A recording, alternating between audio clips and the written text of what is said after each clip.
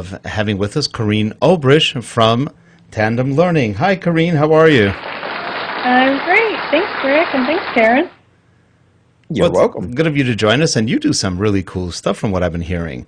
Augmented reality and augmented reality-based learning or games for learning, right? We do augmented reality applications and alternate reality applications, which are sometimes confused for each other, but are related but separate types of things. So yeah, we actually do. We try to do all the fun projects with the new technology. So now, what do you use as far as what kind of technologies are you using?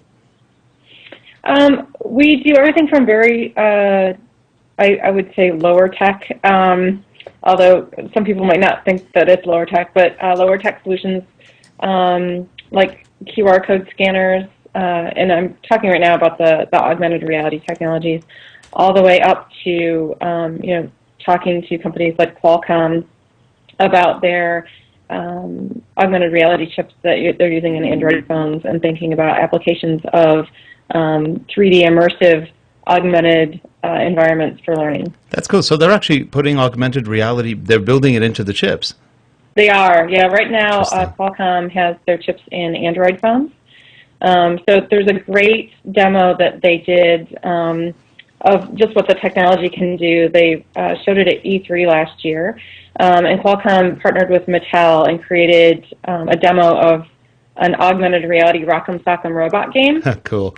And if anyone has a chance to get, I think the clip's available on YouTube, but I had a chance to meet with them to talk about how augmented reality can be used for learning, and got a live demonstration of it. And the really cool parts, which you might not get from watching the demo video, is that for learning purposes, the augmented reality application Rock'em Sock'em Robots is multiplayer because two people are playing against each other.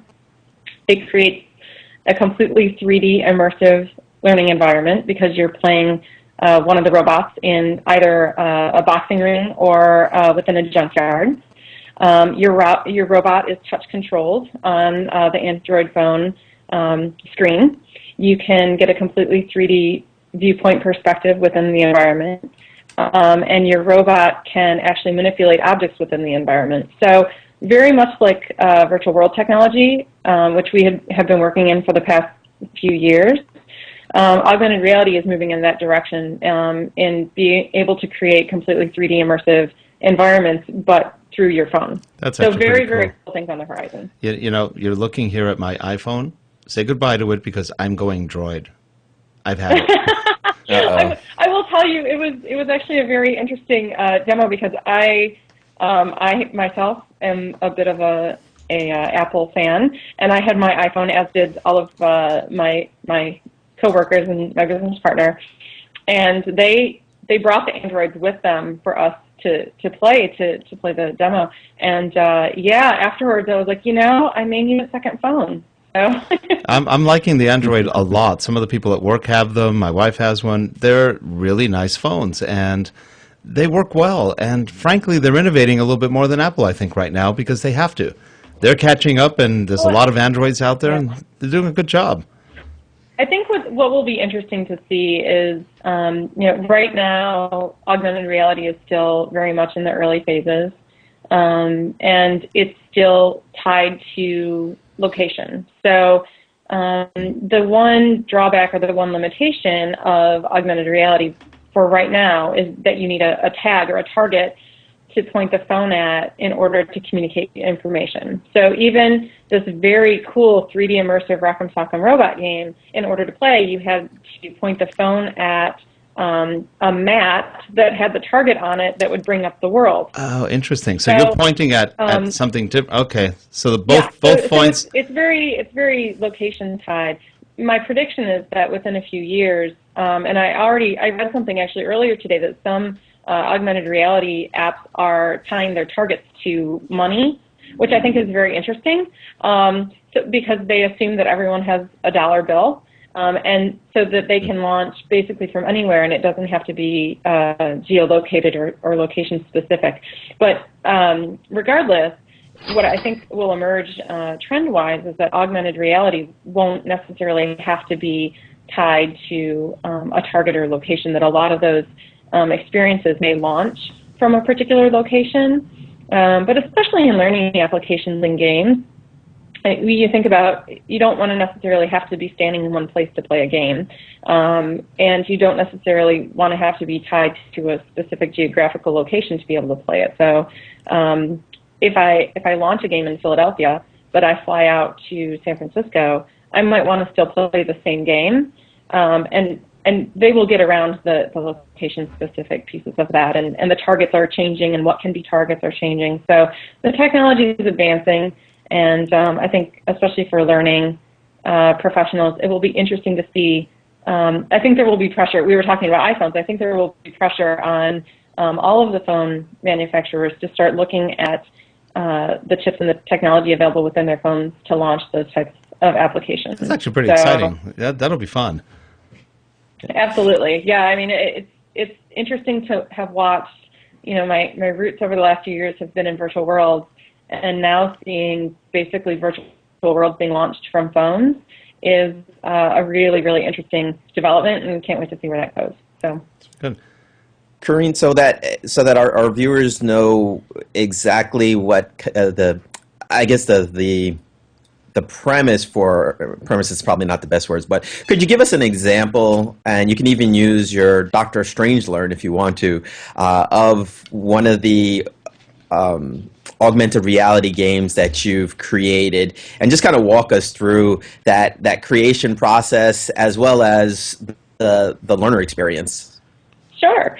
So first I'm going to do a little definition, and that's the difference between augmented reality and alternate reality. So one of the problems with what I do is that I develop programs with both augmented reality, which is creating a layer of reality over real things. So I always use and I've been reprimanded for using this example, but I think it's the best and most logical example of augmented reality is if you watch football, the first down line that's on screen. When you're watching it on television, obviously you know that line isn't there in real life. But it's not. I think a lot of people don't realize that. As your marker of when the team's got the first down. So that layer of information over real life is augmented reality. You're basically adding information to a real environment. Alternate reality is creating an alternate storyline or kind of a fictional story that's happening that you can do things in real life to play along. So it's basically creating an alternate storyline of things that are happening, and the gameplay happens in real life. So where the intersection of the two, and I actually spoke on a panel at a games conference last fall. What's interesting is the two are converging. That the alternate reality games are now starting to use augmented reality, and it's all AR and ARG, and all the letters get all muddled up. So it's just I just wanted to kind of give that definition as setting a stage. So the ARGs that we've been creating up to this point, most of them have been in the alternate reality side in creating storylines that engage people in gameplay and focus on learning. So you mentioned the Dr. Strangelove game that we created for DevLearn. That the premise of that and the goal was that a bunch of people who are interested in learning technologies were going to the DevLearn conference last fall, and one of the takeaways or main focuses of learning at that conference is learning about new technologies and how they can be used for learning.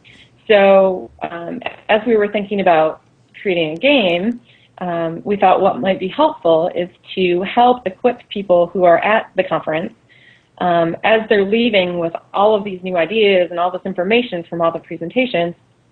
Once they get back to work, what are the obstacles that they're going to face? from all of their peers that weren't at the conference and didn't hear all of these things, and or maybe aren't bought into leveraging new learning technologies. So we created a game that was focused around Dr. Strangelern, who was a mad scientist, and we brought in learning experts, learning technology experts in the industry to play the roles of other scientists that were all a part of the game. And each of the scientists focused on a particular organizational objection to new learning technologies. And through the course of the game, players looked for clues that all related to content that would help them overcome organizational objections. So those clues were disseminated through all kinds of social media channels. We used Twitter a lot. We had Facebook pages. We had Twitter accounts for each of the characters in the game. We used YouTube videos. We used Flickr photos. And we tried to get people to, we created community sites within, we have an alternate reality game portal called the Looking Glass Engine that was used as the basis. And within that engine, we held live chat with the learning experts, and we allowed the players to create teams and groups and play against each other. So that was the basic premise, that they were all collecting these clues and points to overcome organizational objections to learning technologies. And then when we were on site, we had additional clues embedded in presentations. We had a information station where people could come and learn more about alternate reality game design.